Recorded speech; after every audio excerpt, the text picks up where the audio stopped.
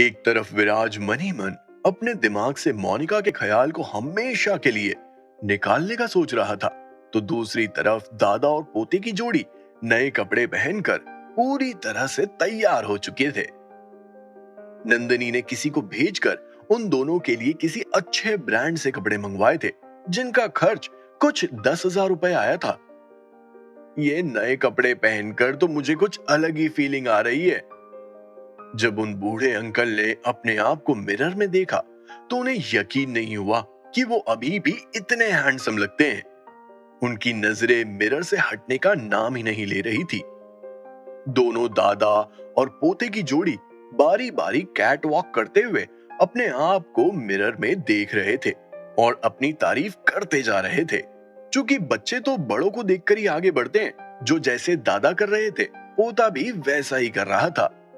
नए कपड़ों में जब डैडी मुझे देखेंगे तो वो बहुत खुश हो जाएंगे, रवि अपने आप को मिरर में देखते हुए बोला। इसी के साथ दादा और पोते की जोड़ी अपने कमरे से बाहर निकली और होटल की लॉबी की तरफ बढ़ने लगी थी। विराज होटल की लॉबी में पहले से ही उन दोनों का इंतजार कर रहा था। जैसे ही दादा और पोते की जोड़ी होटल की लॉबी में पहुंची, वैसे ही तीनों विराज की कार में बैठकर सेंट्रल प्रिजन की तरफ रवाना हो गए थे। करीब 1 घंटे बाद विराज दादा और पोते के साथ सेंट्रल प्रिजन पहुंच गया था। चूंकि विराज ने पहले परमिशन नहीं ली थी, इसीलिए उसे ऐसे ही रवि के पिता से मिलने नहीं दिया जाता। इसीलिए विराज ने डिसाइड किया कि वो पहले सेंट्रल प्रिजन के चीफ रॉय साहब से मिलेगा और उनसे रवि के पिता से मिलने की गुजारिश करेगा। जैसे ही विराज और दादा पोते की जोड़ी सेंट्रल प्रिजन के मेन एंट्रेंस से अंदर आए, वैसे ही एक अलार्म बजने लगा था। हे, तुम लोग यहाँ पर क्या कर रहे हो? अचानक से एक आवाज विराज के कान में पहुंची और विराज के कदम वहीं थम गए थे। जब विराज ने उस आवाज का पीछा किया, तो उसने देखा कि एक 20 से 21 साल की लड़की पुलिस यूनिफॉर्म पहने सिक्योरिटी रूम में बैठी थी। हालांकि उस लड़की ने बिल्कुल भी मेकअप नहीं किया था, लेकिन उसके बाद भी वो इतनी खूबसूरत लग रही थी कि हर कोई उसे बार बार देखना चाहेगा। अब पुलिस वाली थी, इसीलिए विराज उसे ऐसे घूर के नहीं देख सकता था। तुरंत ही विराज ने अपने कदम उस लड़की की तरफ बढ़ाए और अपना मुंह खोला, लेकिन इस बार विराज का स्टाइल कुछ अलग ही लेवल पर था। हेलो ब्यूटी, मुझे आपके ब्यूरो चीफ से मिलना है। विराज की बात सुनकर उस पुलिस वाली ने मन ही मन सोचा, इसे हमारे डायरेक्टर से क्या काम है? बोल तो ऐसे रहा है जैसे हमारे डायरेक्टर इसके दोस्त हों। जब उस पुलिस वाली के मुंह से कोई भी शब्द बाहर नहीं आए, तो तुरंत ही विराज ने फिर से कहा, क्या आप जानती हैं कि वो अभी कहाँ हैं? मुझे उनसे कुछ जरूरी बात करनी है। देखिए, मैं आपको ऐसी कोई जानकारी नहीं दे सकती हूँ। अगर आपको कोई भी काम है तो आप मुझे बताइए, उसके बाद मैं देखूंगी कि मुझे क्या करना है। लेडी सिंघम थी ना, इसीलिए कड़क अंदाज में विराज को जवाब देने से बिल्कुल भी पीछे नहीं हटी। ब्यूटी, ऐसा नहीं है कि मैं आपकी रिस्पेक्ट नहीं करता, लेकिन वो मैटर ही ऐसा है कि आप डिसीजन नहीं ले पाएंगी।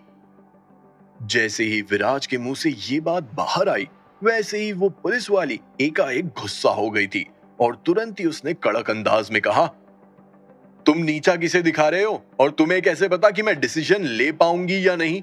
एक तो मुझे कुछ बता नहीं रहे हो और ऊपर से मेरी काबिलियत पर शक कर रहे हो। और हाँ, एक और बात, मैं कोई ब्यूटी नहीं हूं, मेरा नाम काजल है। तुम मुझे अफसर काजल कहकर बुला सकते हो।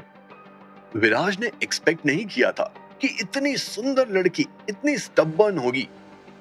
विराज ने अपने गुस्से की चिंगारी को दिल में दबाया और बोला, काजल मैडम, आपको मुझे सिर्फ ये बताना है कि रॉय साहब कहाँ हैं।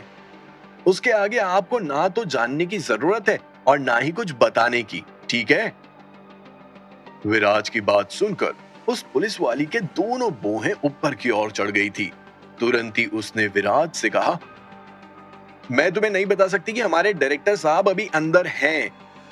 इससे पहले कि वो पुलिस वाली अपनी पूरी बात कह पाती, विराज सीधा अंदर की तरफ बढ़ने लगा था।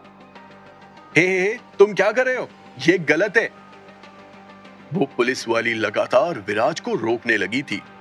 काजल मैडम, मुझे उनसे बहुत जरूरी काम है। अगर आप मेरी मदद नहीं कर सकती हैं कोई बात नहीं, लेकिन मुझे तो मेरी मदद खुद ही करनी पड़ेगी ना।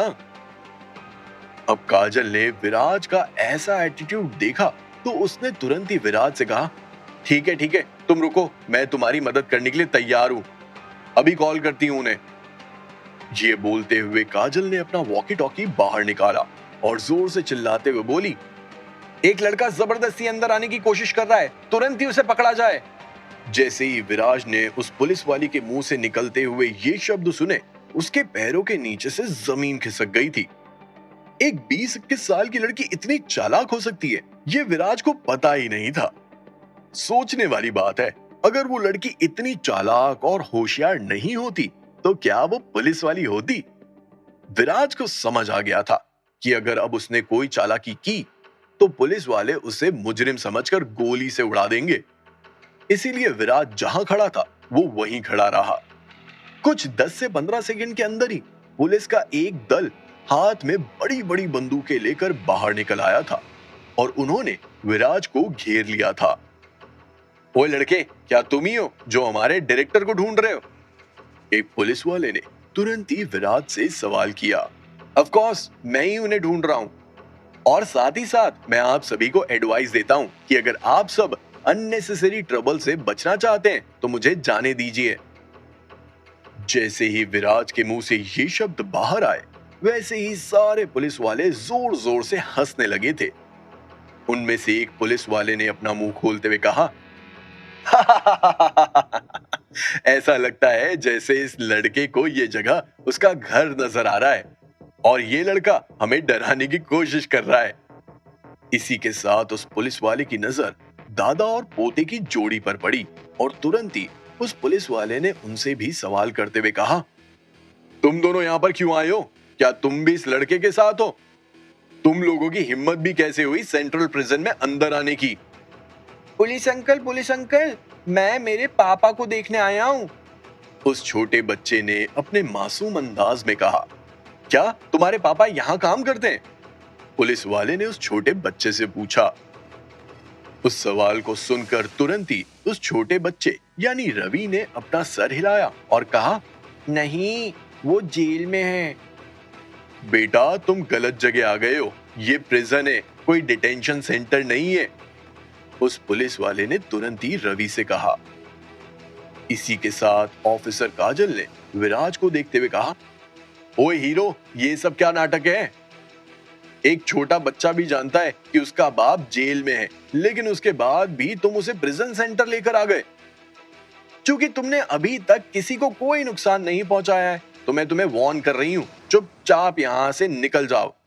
और अगर तुमने इस बार भी मेरी बात नहीं मानी तो उसके बाद तुम्हारे साथ जो कुछ भी होगा, पूरी जिंदगी उसके लिए तुम अफसोस करते रहोगे। सीधे तौर पर विराज को धमकी मिल गई थी। उस पुलिस वाली की धमकी सुनकर विराज को बिल्कुल भी अच्छा नहीं लगा। वो लड़की वाकई में काफी टफ थी। अगर वो चाहती तो इस मैटर को कब का खत्म कर सकती थी, लेकिन शायद वो चाहती थी कि विराज ही इस मैटर को खत्म करे। विराज के पास भी इसके अलावा और कोई ऑप्शन नहीं था। ब्यूटी, मैं ये करना तो नहीं चाहता था, लेकिन तुमने मुझे फोर्स किया तो मुझे ये करना पड़ रहा है। इससे पहले कि कोई विराज की बात समझ पाता, तुरंत ही विराज ने अपना मूव चला, और वो भी इतना तेज कि किसी को भी पता नहीं चला कि कब विराज ने काजल को पकड़ लिया था। काजल पूरी तरह से विराज की गिरफ्त में आ गई थी। दूसरे पुलिस वालों को देखते हुए विराज ने कहा, मेरे नजदीक मत आना, अगर किसी ने भी नजदीक आने की कोशिश की तो फिर मैं इस लड़की के साथ पोलाइट नहीं रहूंगा। छोड़ उसे, नीचे बैठ, वरना तुझे गोली मार देंगे। 4 से 5 पुलिस वाले बस तमाशा देखते रह गए और विराज के हाथ में एक पुलिस वाली आ गई। बंदूक के दम पर वो लोग विराज को झुकाने की कोशिश कर रहे थे, लेकिन विराज भी किसी सस्ती मिट्टी का नहीं बना था। वो डटा रहा। मुझे इस लड़की से कोई प्यार नहीं है तो मैं इसे अपने घर लेकर जाऊं। समय आने पर छोड़ दूंगा, लेकिन उसके लिए तुम लोगों को अभी तुम्हारे चीफ रॉय साहब को यहाँ बुलाना होगा, वरना आह आह आह। अभी विराज ने अपना बोलना खत्म भी नहीं किया था कि तभी विराज को अपने हाथ में दर्द होने लगा था। उस पुलिस वाली ने विराज का हाथ चबा लिया था।